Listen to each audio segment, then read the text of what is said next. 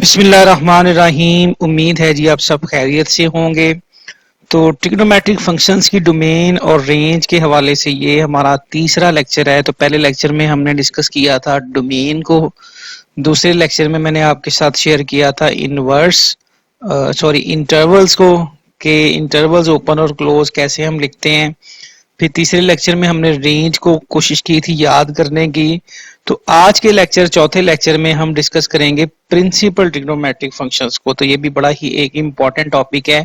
तो अक्सर बच्चे जो है वो इसमें कंफ्यूज रहते हैं कि प्रिंसिपल ट्रिग्नोमेट्रिक फंक्शंस में और नॉर्मल ट्रिग्नोमेट्रिक फंक्शंस में क्या डिफरेंस है।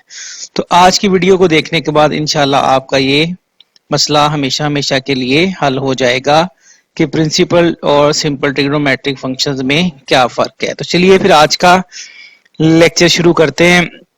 सबसे पहले हम ऐसा करते हैं कि प्रिंसिपल ट्रिग्नोमेट्रिक फंक्शंस को समझने से पहले थोड़ा सा फंक्शंस का टॉपिक जो बिल्कुल छोटी क्लासेस में हमें पढ़ाया जाता है उसको रिवाइज करते हैं। 10th क्लास में आपने ये टॉपिक पढ़ा हुआ है, तो मैं इसको थोड़ा सा रिवाइज करवा रहा हूँ ताकि आज जो मैंने आपको बात बतानी है उसको समझने में आसानी हो।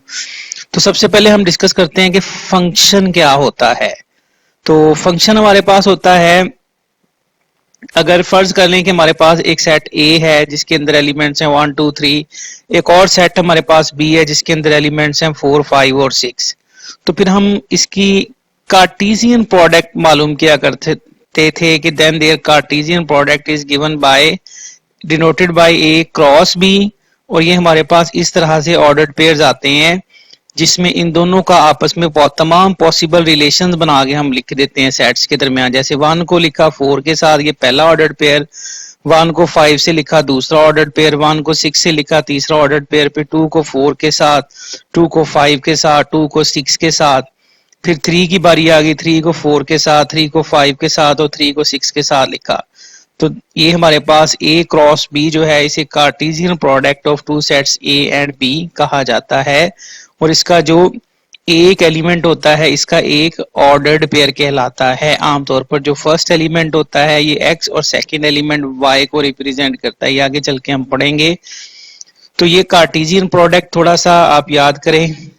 तो उसके बाद आ जाता है हमारे पास बाइनरी रिलेशन। अब बाइनरी रिलेशन क्या होता है हमारे पास, जैसे आपको पता है किसी भी सेट का अगर सबसेट बनाना हो तो उसके कुछ एलिमेंट्स उठा के एक छोटा सेट बना लेते हैं। तो बिल्कुल इसी तरह से ये जो हमारे पास एक ए क्रॉस बी कार्टेशियन प्रोडक्ट लिखी हुई है इसके हम कोई से भी सबसेट बना सकते हैं। तो मैंने क्या किया, R1 एक सेट लिया है जिसके अंदर ये एक एलिमेंट 1 और 4 यानी एक ऑर्डर्ड पेयर एक एलिमेंट के तौर पे यहाँ पे डील होगा। तो एक एलिमेंट मैंने 1 और 4 उठा लिया, अपनी मर्जी से दूसरा एलिमेंट मैंने ये 1 और 2 और 5 उठा लिया, और इसी तरह तीसरा एलिमेंट मैंने 3 और 6 उठा लिया। तो this is a subset of A cross B. ठीक है। इसी तरह R2 एक और लिख सकते हैं जिसमें मैंने अपनी मर्जी से ये 1 और 5 लिख लिया, 2 और 4 लिख लिया, इसी तरह 3 और 4 लिख लिया। This is also a subset of A cross B. इसी तरह R3 में मैंने ये 1 और 4 लिख लिया और 3 और ये 4 लिख लिया। तो अपनी मर्जी से जितने मर्जी आप एलिमेंट्स लेके इस तरह से ये इसके सबसेट्स R4 में भी मैंने 4 एलिमेंट्स इसमें से उठा के ए क्रॉस बी का सबसेट्स बना लिया। तो ये R1 R2 R3 R4 वगैरह सारे के सारे ए क्रॉस बी के सबसेट्स हैं। तो इन सबसेट्स को फिर हम एक स्पेशल नाम देते हैं, these are called binary relations. यानी बाइनरी रिलेशन की हम डेफिनेशन करते हैं कि any subset of the Cartesian product A cross B is called a binary relation. कि ए और बी अगर हमारे पास कोई से भी दो नॉन एम्प्टी सेट्स हों तो इनकी कार्टेशियन प्रोडक्ट की कोई सी भी जो सबसेट लेंगे वो एक बाइनरी रिलेशन कहलाएगा। ठीक है। आई थिंक बाइनरी रिलेशन की आपको समझ आ चुकी होगी। मजीद थोड़ा सा आगे चलते हैं कि किसी भी बाइनरी रिलेशन की डोमेन और रेंज क्या होती है, domain and range of binary relations. तो जैसे ये R1 मैंने अभी एक बाइनरी रिलेशन लिखा, तो आपको याद होगा जो ऑर्डर्ड पेयर जिसमें आ रहे होते हैं उसके पहला जो एलिमेंट होता है उसके सेट को डोमेन कहते हैं, और जो दूसरा एलिमेंट होता है उसके सेट को हम रेंज कहते हैं। तो लिहाजा R1 की अगर डोमेन लिखें तो 1 2 और 3 आ जाएगी। इसी तरह से R1 की अगर हम रेंज लिखें तो वो 4 5 और 6 आ जाएगी। ठीक है। इसी तरह से अगर हम R2 की डोमेन लिखें तो वो भी 1 2 और 3 आ जाएगी। और इसी तरह से R2 की अगर हम रेंज लिखें तो वो ये 5, 4 और 4 रिपीट होने वाले एलिमेंट को एक ही दफा लिखते हैं, तो तरतीब से इसको लिख दिया 4 और 5 हो गई R2 की रेंज। इसी तरह से आप बाकियों की भी डोमेन, जैसे R3 की डोमेन देखनी है तो 1 और 3 रेंज 4 और 5 हो जाएगी। R4 की डोमेन 1, 2, 3 और रिपीट होने वाले को एक दफा ही लिखेंगे, और 4, 5, 4, 5 इसकी रेंज यानी 4 और 5 हो जाएगी। तो इस तरह से हम किसी भी बाइनरी रिलेशन की डोमेन और रेंज देखते हैं। तो आई थिंक ये बात भी समझ आ चुकी होगी। उसके बाद असल टॉपिक जिसके लिए मैंने ये थोड़ा सा आपको बेस में चीजें बताई हैं कि असल टॉपिक है हमारा फंक्शन। तो फंक्शन पे आते हैं। फंक्शन किसको कहते हैं? तो फंक्शन की डेफिनेशन हम सबसे बेसिक लेवल पे ये करते हैं कि if A and B are two non empty sets then a binary relation f is said to be from a set a to a set b is called a function। अगर क्या हो जाए, उसकी दो कंडीशनें होती हैं। पहली कंडीशन है कि इसकी जो डोमेन है वो सेट a के बराबर हो। दूसरी कंडीशन है कि there is no repetition in first elements in ordered pair of f। यानी कोई भी बाइनरी रिलेशन f जो है वो एक फंक्शन कहलाएगा कि अगर उसकी डोमेन सेट a के बराबर आए और डोमेन जो ऑर्डर्ड पेयर्स f के अंदर आ रहे हैं उसके फर्स्ट एलिमेंट में रेपिटेशन ना आए। जैसे एग्जांपल से समझते हैं। फॉर एग्जांपल उसी तरह से हमारे पास ये सेट a है और ये सेट b है। a में एलिमेंट्स हैं 1, 2, 3, b में एलिमेंट्स हैं 4, 5, 6 और a क्रॉस b आपको पता है ये इस तरह से लिखते हैं। इसका हमने कोई सा भी एक सबसेट ले लिया, f1 उसका नाम रख लिया, जिसमें 1, 4, 2, 5 और 3, 6 लिख लिया, जो कि सबसेट है a क्रॉस b का। अब हमने चेक करना है कि f1 एक फंक्शन है या नहीं। तो उसके लिए हम क्या करेंगे, f1 की डोमेन देखेंगे। ये f1 ही आप इसको समझें कि f1 की डोमेन क्या होगी, 1, 2, 3 जो कि सेट a के बराबर होनी चाहिए। तो a सेट भी 1, 2, 3 है, तो लिहाजा पहली कंडीशन पूरी हो गई। और दूसरी कंडीशन ये मैंने बताई है कि जो ऑर्डर्ड पेयर्स इसमें आ रहे हैं, जैसे इसमें 1, 2, 3 ऑर्डर्ड पेयर्स आ रहे हैं, तो इसके पहले एलिमेंट में रेपिटेशन नहीं आनी चाहिए। तो आप देख सकते हैं कि 1, 2, 3 पहला एलिमेंट कहीं भी रिपीट नहीं हो रहा। तो clearly there is no repetition in the first element in ordered pair of f, कि f के ऑर्डर्ड के पेयर के पहले एलिमेंट में कहीं भी रेपिटेशन नहीं आ रही। तो लिहाजा हम कह सकते हैं कि f1 will be a function. f1 जो लिखा गया ये एक फंक्शन होगा।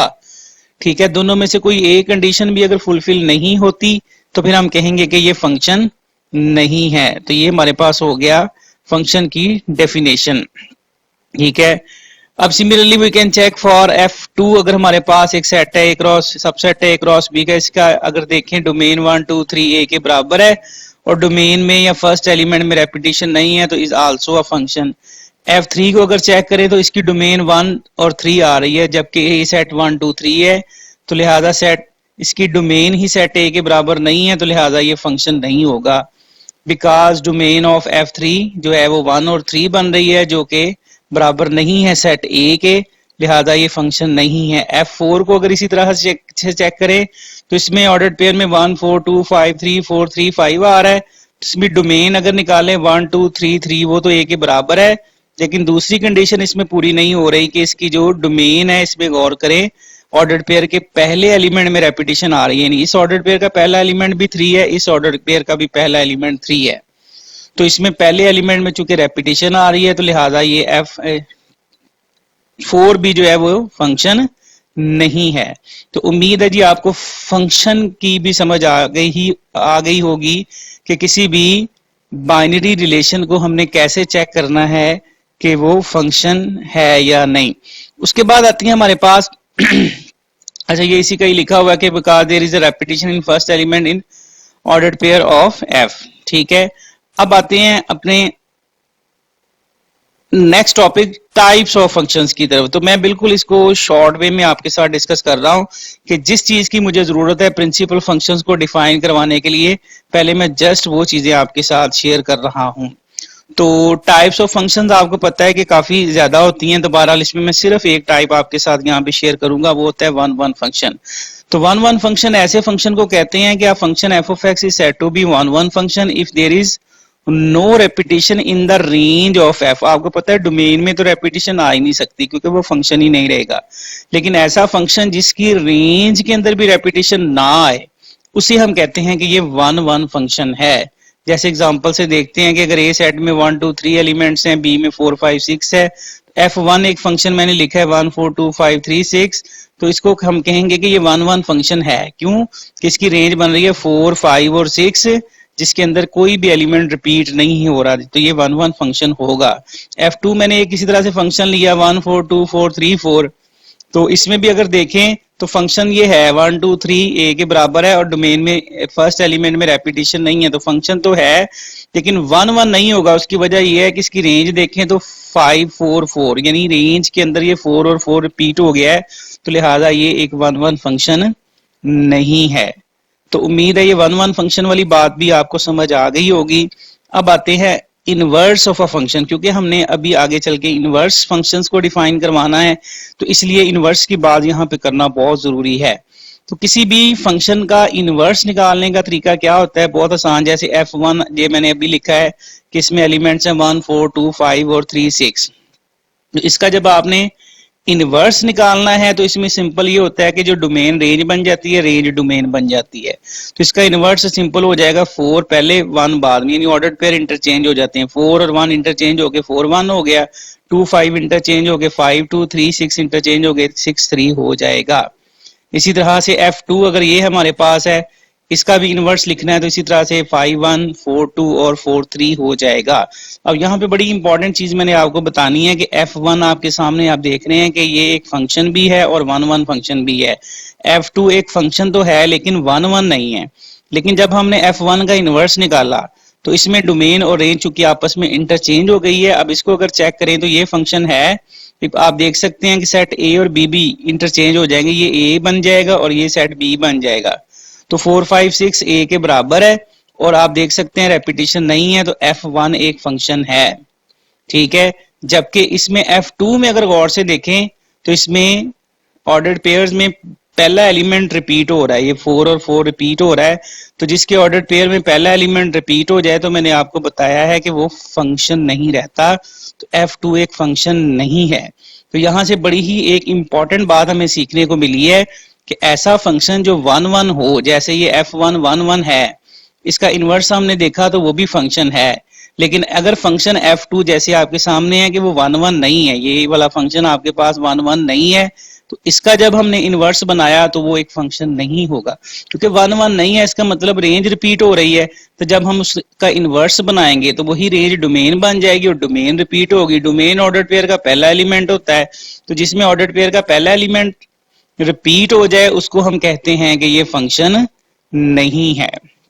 तो लिहाजा यहां से हमें ये बात पता चली कि ऐसा फंक्शन जो 1 1 ना हो उसका इनवर्स जो है वो फंक्शन नहीं होगा, या हम ये भी कह सकते हैं कि उसका इनवर्स एग्जिस्ट नहीं करता। तो ये एक छोटी सी बात बताने के लिए पीछे से सारी की सारी मैंने आपको बेस में चीजें बताई हैं, तमहीद बांधी है। तो इस बात को थोड़ा सा लिख लेते हैं कि ये सारी चीजें जो भी मैं बताने लगा हूं ये आपके MCQs के लिए बड़ी ही इंपॉर्टेंट हैं, थ्योरेटिकल MCQs। के सबसे पहली बात कि inverse of a function which is not 1 1 will not a function. अभी मैंने आपको समझाया कि जो फंक्शन 1 1 नहीं है उसका इनवर्स फंक्शन नहीं होगा या एग्जिस्ट नहीं करेगा, ठीक है। बट वी नो दैट, अब आते हैं असल फंक्शंस की तरफ जिनके लिए हमने ये सारी बेस बनाई है कि but we know that all trigonometric functions are not 1 1 functions, कि सारे के सारे ट्रिग्नोमेट्रिक फंक्शंस जो होते हैं ये 1 1 फंक्शंस नहीं होते, due to periodicity of the trigonometric functions, कि तमाम के तमाम ट्रिग्नोमेट्रिक फंक्शंस अपनी डोमेन में रहते हुए, जो डोमेन मैंने आपको बताई है कि क्यों due to periodicity of the trigonometric functions ये 1 1 नहीं होते, क्योंकि उनका आंसर या उनकी रेंज हमेशा रिपीट होती है। जैसे एग्जांपल इसकी आपको पता है sin 31/2 के बराबर होता है, जबकि अगर मैं 30 में उसका पीरियड 360 डिग्री या 2 पाई जमा करूं 390 बनता है, तो उसका आंसर फिर 1/2 ही आएगा, यानी रेंज रिपीट हो रही है। इसी तरह 360 और जमा करूं सेम आंसर आएगा, फिर रेंज रिपीट होगी। तो रेंज तो इसकी इन्फिनिट टाइम रिपीट होती है। तो हर ट्रिग्नोमेट्रिक फंक्शन चूंकि पीरियोडिक फंक्शन होता है इसकी रेंज रिपीट होती है, तो लिहाजा जिसकी रेंज रिपीट हो वो 1 1 नहीं है, तो जो 1 1 नहीं है उसका इनवर्स एग्जिस्ट नहीं करता। तो लिहाजा फिर हम यहाँ पे कह सकते हैं we can say that inverse of all trigonometric functions with their standard domains not exist, कि तमाम के तमाम ट्रिग्नोमेट्रिक फंक्शंस की डोमेन का इनवर्स उनकी स्टैंडर्ड डोमेन के साथ एग्जिस्ट नहीं करता। ये बड़ी इंपॉर्टेंट चीज है एमसीक्यूज के लिए कि तमाम ट्रिग्नोमेट्रिक फंक्शंस वन वन नहीं होते अपनी स्टैंडर्ड डोमेन के साथ, और उस वजह से स्टैंडर्ड डोमेन में उनका इनवर्स एग्जिस्ट नहीं करता। जैसे अगर हम कहें कि y बराबर है साइन एक्स, एक ट्रिग्नोमेट्रिक फंक्शन, और इसकी डोमेन मैंने आपको बताई थी set of all real number होती है, तो इसमें ये वन वन नहीं है, तो लिहाजा इसका इनवर्स एग्जिस्ट नहीं करेगा। तो फिर हम क्या करेंगे, इसका इनवर्स एग्जिस्ट करवाने के लिए हम इसकी डोमेन को शॉर्ट कर देंगे, यानी ये बहुत ज्यादा डोमेन है, इस वजह से जगह जगह इसका आंसर रिपीट होता है। हम इसकी डोमेन ही ऐसी रख देते हैं कि जहां पे इसका आंसर रिपीट ना हो। जैसे हम कहते हैं कि y बराबर साइन एक्स की डोमेन ये माइनस इन्फिनिटी से जमा इन्फिनिटी की बजाय ये रख लें कि x belongs to minus pi by two से प्लस पाई बाई टू, तो इस डोमेन के अंदर रहते हुए x की कोई भी वैल्यू लेना तो y बराबर साइन एक्स का आंसर रिपीट नहीं होगा। ठीक है, तो फिर हम कहेंगे कि इस इंटरवल के अंदर अगर रहते हैं तो जो साइन फंक्शन है वो वन वन है, और लिहाजा इसका इनवर्स एग्जिस्ट करेगा। यानी अगर ये डोमेन रखते हैं तो ये वन वन नहीं है, इसका इनवर्स एग्जिस्ट नहीं करता। हाँ, अगर ये डोमेन रखते हैं तो ये वन वन है और इसका इनवर्स भी एग्जिस्ट करेगा। तो इस डोमेन के साथ जो हमारे पास साइन फंक्शन होगा, इसको स्पेशल नाम देते हैं, इन दोनों में फर्क करने के लिए प्रिंसिपल साइन फंक्शन। यानी ये डोमेन अगर हम रखते हैं स्टैंडर्ड डोमेन माइनस इन्फिनिटी से प्लस इन्फिनिटी, तो ये साइन फंक्शन या स्टैंडर्ड साइन फंक्शन कहलाएगा। जबकि ये डोमेन अगर हम रखते हैं minus pi by two plus pi by two, तो ये प्रिंसिपल साइन फंक्शन कहलाएगा। तो ये प्रिंसिपल फंक्शंस में और सिंपल ट्रिग्नोमेट्रिक फंक्शंस में फर्क है कि इनकी डोमेन को हमने रिस्ट्रिक्ट कर दिया है। क्यों रिस्ट्रिक्ट कर दिया है? इन्हें वन वन बनाने के लिए। की आपको काफी हद तक समझ आ चुकी होगी कि प्रिंसिपल जैसे साइन फंक्शन मैंने बताया कि स्टैंडर्ड साइन डोमेन के साथ जो है इसमें वन वन नहीं होता, तो हमने उसकी डोमेन को रिस्ट्रिक्ट कर दिया। तो रिस्ट्रिक्टेड डोमेन के साथ जो साइन फंक्शन है उसे हम प्रिंसिपल साइन फंक्शन कहते हैं। इसी तरह सारे के सारे प्रिंसिपल फंक्शंस को हम डिफाइन करवा सकते हैं। यानी सिर्फ इसमें क्या होता है कि डोमेन रिस्ट्रिक्ट हो जाती है, डोमेन को हम शॉर्ट कर देते हैं। जैसे y बराबर sine x, x belongs to minus pi by two से प्लस पाई बाई टू तक, जबकि रेंज में ऐसा कोई खास फर्क नहीं आता, वही रहती है जो है माइनस वन से प्लस वन तक। तो इसको हम कहते हैं प्रिंसिपल साइन फंक्शन। इसी तरह से y is equal to cos x with domain minus pi by two plus pi minus pi to plus pi, और रेंज वही minus one to plus one, तो इसको हम प्रिंसिपल कोसाइन या प्रिंसिपल कॉस फंक्शन कहते हैं। इसी तरह टेंजेंट में x बिलोंग्स टू हो जाएगा minus pi by two plus pi by to, यानी वही है जो साइन वाली है, सिर्फ इसमें ओपन ब्रैकेट आ गई है। तो आपको पता है पाई by to minus pi by to और प्लस पाई बाई टू पे tan अनडिफाइंड होता है, इसलिए इसको फिर हमने निकाल दिए। जबकि रेंज आपको पता है इसकी ऑल रियल नंबर होती है, रेंज में कोई चेंज नहीं आएगा, तो इसको हम कहेंगे प्रिंसिपल टेंजेंट फंक्शन। इसी तरह से y बराबर कॉट एक्स, इसकी डोमेन यानी वही कॉज वाली जो है, इसको हमने ओपन ब्रैकेट के साथ लिख दिया minus pi to plus pi, और y belongs to set of real numbers, इसका आल्ड प्रिंसिपल कोटेंजेंट या कॉट फंक्शन। इसी तरह से कोसिकेंट की जो डोमेन है, प्रिंसिपल डोमेन, वो minus pi by two plus pi वही साइन वाली आ जाएगी, लेकिन इसके अंदर क्या है कि एक रिस्ट्रिक्शन है कि वो x जीरो नहीं हो सकता, क्योंकि जीरो अगर सीकेंड में पुट करें तो आपको पता है अनडिफाइंड होता है ये। तो जीरो के अलावा minus pi by two plus pi by to close bracket के साथ इसकी डोमेन, जबकि रेंज इसकी वही माइनस वन जमा वन के दरमियान वाली वैल्यूज को छोड़ के बाकी इसको कॉम्प्लीमेंट के साथ भी आपको पता है लिख लेते हैं। तो इसका आल्ड प्रिंसिपल को सीकेंड आना है, ये थोड़ा मिसप्रिंट हो गया, यहाँ पे को सीकेंड फंक्शन आना है। तो बहरहाल आप इसको देख लें। इसी तरह सीकेंड की डोमेन, प्रिंसिपल डोमेन वही माइनस पाई से प्लस पाई, जबकि इसमें रिस्ट्रिक्टेड है x जो है पाई बाई टू नहीं हो सकता उस पर, चूंकि सीकेंड अनडिफाइंड है इसलिए, और रेंज इसकी वही माइनस वन जमा वन का कॉम्प्लीमेंट आप समझते हैं कि माइनस वन से जमा वन के दरमियान वाली वैल्यूज को छोड़ के बाकी सारी की सारी वैल्यूज इसकी रेंज बनेगी। तो इसको हम कहते हैं प्रिंसिपल सीकेंड फंक्शन। ठीक है, तो ये हमारे पास सारे के सारे फिर प्रिंसिपल ट्रिग्नोमेट्रिक फंक्शंस हैं, यानी स्टैंडर्ड डोमेन की बजाय ये इनकी अगर रिस्ट्रिक्टेड डोमेन्स आ जाएं तो ये प्रिंसिपल ट्रिग्नोमेट्रिक फंक्शंस कहलाते हैं। वैसे भी अगर आप देखें ना, सिर्फ दो वैल्यूज ही आपको याद, दो इंटरवल्स ही आपको याद करने पड़ेंगे कि एक माइनस पाई बाई टू से प्लस पाई बाई टू तक स्क्वायर ब्रैकेट के साथ, और दूसरा माइनस पाई से प्लस पाई तक स्क्वायर ब्रैकेट के साथ साइन और कॉस के लिए। और इन्हीं दोनों स्क्वायर ब्रैकेट्स को अगर ओपन ब्रैकेट्स कर दे तो वो टैन और कॉड की प्रिंसिपल डोमेन बन जाते हैं। और यही जो साइन की है वही कोसिकेंड की है, लेकिन सिर्फ एक्स रिस्ट्रिक्ट हो गया है कि जीरो नहीं हो सकता, और जो कॉस की है वही सीकेंड की है, सिर्फ पाई बाई टू रिस्ट्रिक्ट हो गया है इसके अंदर कि एक्स पाई बाई टू नहीं हो सकता। तो ये टेबल बना के फिर मैंने आपके साथ ये शेयर कर दिया है कि y बराबर साइन एक्स, ये तो उसकी स्टैंडर्ड डोमेन है हमारे पास, जो मैंने आपको चैप्टर 11 में जब सिंपल ट्रिग्नोमेट्रिक फंक्शंस की डोमेन और रेंज का बताया था, ये उसका टेबल है। तो इसी टेबल को हम कन्वर्ट कर लेते हैं। तो ये टेबल भी आपने अच्छे तरीके से याद करना है। ये स्टैंडर्ड डोमेन है कि y बराबर साइन एक्स की ये स्टैंडर्ड डोमेन है।